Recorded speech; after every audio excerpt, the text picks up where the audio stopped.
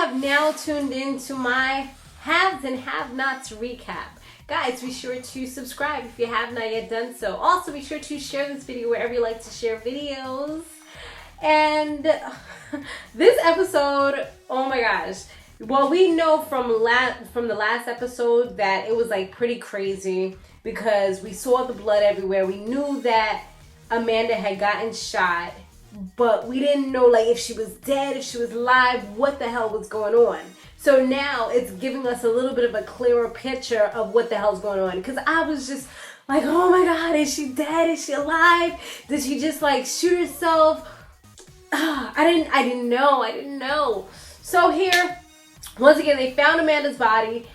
Hannah goes downstairs and tries to get 911 on the phone. Celine's there on the phone talking to, I think it was her son, but Hannah's just like, I need the phone, like call 911 now. Celine's like, nah, chill, yo, I'm on the phone. She's like, call them now. And then when Celine finally looks over, she sees the blood and everything, and she's just like, what's going on? Like, did you cut yourself? What's up? And then eventually she sees Amanda, blood everywhere, splattered all over the place, and then it's like, it's getting a little bit clearer.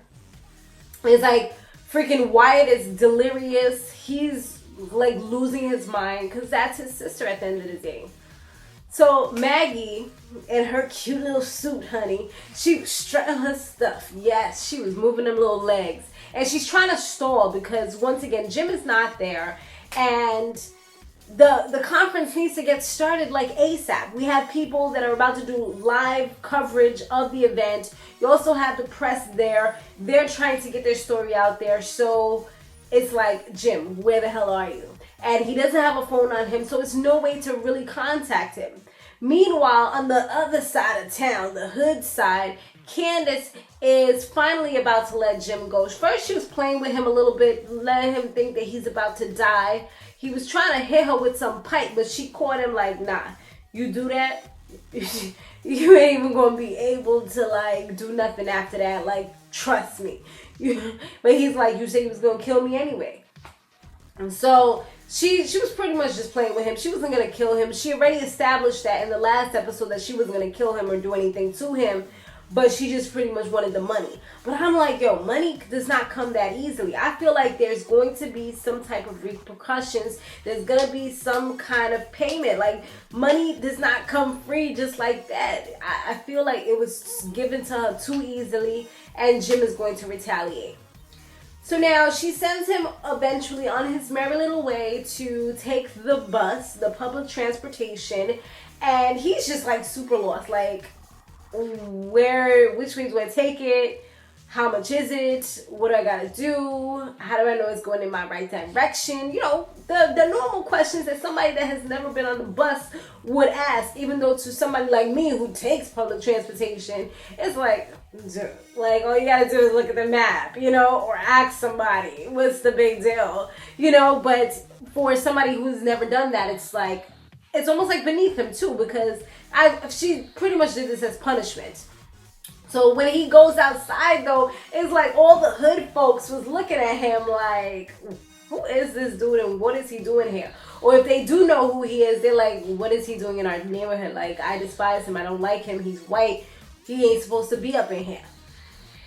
But he did pretty good, you know, he was able to get on his bus and go along about his business. Landon, who we all know is Maggie's assistant or whatever the hell he is, he's ready to sabotage this whole thing. He comes up with this plan to have one of his friends who works in the press, who's gay or transgender, to interview Veronica and try to give her some tough questions. He tells Veronica and David that if they have any problems with any of the questions, because they're going to fill in and kind of distract everyone from the fact that Jim is not there. So if they get any tough questions, Veronica just has to do one of these. You know, one of these.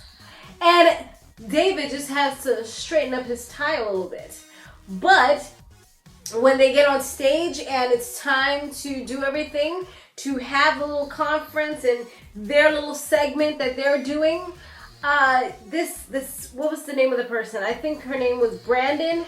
She goes hard with the questions. What do you think about gay rights? If your son were gay, I know he's not, but if he were, how would you feel about it? And she was just going on and on and on. But Veronica is quick thinking, and she's able to use her brain. You know, that's from her years as a judge. I think she was a judge, right?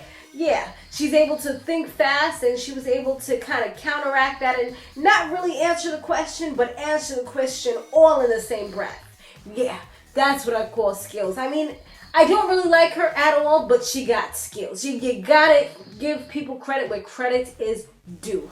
So Candace, when her brother finally meets up with her and goes to see her at this hotel that she's at, the crazy thing about it is that the hotel is filled up with things. And, you know, when I was telling my sister and some other people that was at my house watching this with me, I was like, you know, this is the reason why black people, yes, I'm going to say it, why black people tend to not have nothing for too long. Or they tend to go bankrupt at a higher rate than Caucasian people do and other races. Because they tend to wear their money. They tend to splurge and spend frivolously, you know, like they have no freaking sense. And then at the end of the day, everything is gone into materialistic things, and they have nothing to show for it. They don't have a business or something else and invest in order to make that money flourish and grow and then create an empire, you know. And that's exactly what she was doing. She just get the money like a little while ago, and what she do? She go buy a $20,000 dress. She bought freaking a $3,000 some makeup kit or something, I think her brother said. And then I think he said like either $3,000 or $6,000 shoes. All within a couple, maybe like a couple hours or so. And then she has one of the best suites that she could find. And I mean, those were just 3 of the items out of all the items that were there. Like, where you going with a $20,000 dress? And what for? Just to say I got it? Just to say you could? You know, and that's how you know when people ain't come from nothing, because they want everything, you know, for no reason. It's like, where you going? That's just going to accumulate. And as it's accumulating dust, the cost is going down. So you can't even really like sell it or anything like that. Or if you do sell it, it's not going to be sold at the same price that you bought it for the most part. So Landon's plan, it goes into action. Like I said, everything did not work out for him, and David ended up saying that he was fired. When he goes outside to see Jeffrey, he ends up kissing Jeffrey. He's like, you like that, right? Yeah. And then the girls that was with him, that the mother hired or whatever, she just looks like she was like shocked to actually see it. Like, I feel like she kind of knew, but she didn't really know. And she didn't actually see it. Like, to hear about something and to see it are two different things. And she actually got to see it. And then she's still scurrying behind him like some little puppy dog. I'm like, girl, you gotta get out of here. Money make people do the stupidest things. She probably paying her some good money to freaking be his little escort, hot mama girl that is going to turn him into a straight man. That's what she's supposed to do. Anyway, so just when the press people were about to do the live coverage and annihilate Jim and his character in front of America, they get the shocking news about Amanda. And Wyatt was trying to tell Mrs. Cryer what was going on, but he was so hysterical that she couldn't understand him. Plus, she was already upset about everything that happened with him earlier that day. So she wasn't really trying to hear anything that he had to say. So once she was able to talk to Hannah, Hannah reveals what just happened. And my goodness, it looked like the woman freaking had a stroke or a heart attack. The way that she was like shaking, she dropped the phone. Her eyes were just like so like gone and out of there. It just seemed like she was just out of it, you know? And I mean, anybody would be. That's complete and utter shock. To hear that your daughter is dead, possible suicide or whatever it was. And that's the story that ended up kind of taking over. Instead of Jim being the a-hole, he's actually somebody who's not there because he's tending to his daughter who has just committed possibly committed suicide. So it's like, even without really doing it intentionally, it's like Amanda kind of saved the day for Jim and all the craziness that is going on in his life to kind of keep that side of him contained. Woo! Child, this thing is getting hot. I can't wait to see what's going to go down next week. I am going to be doing Mob Wives. I might not do, what's the name of the show? The Game. I might not, because, you know, I'm going to do Mob Wives. I'm also going to do, yeah, what's the other Wednesday show that I do?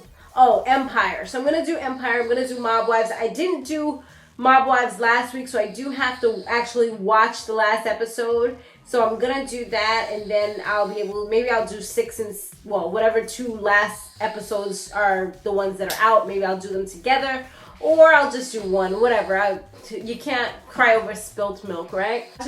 Be sure to stay fabulous, live free, and soar limitless. I'll see you in the next one. Later.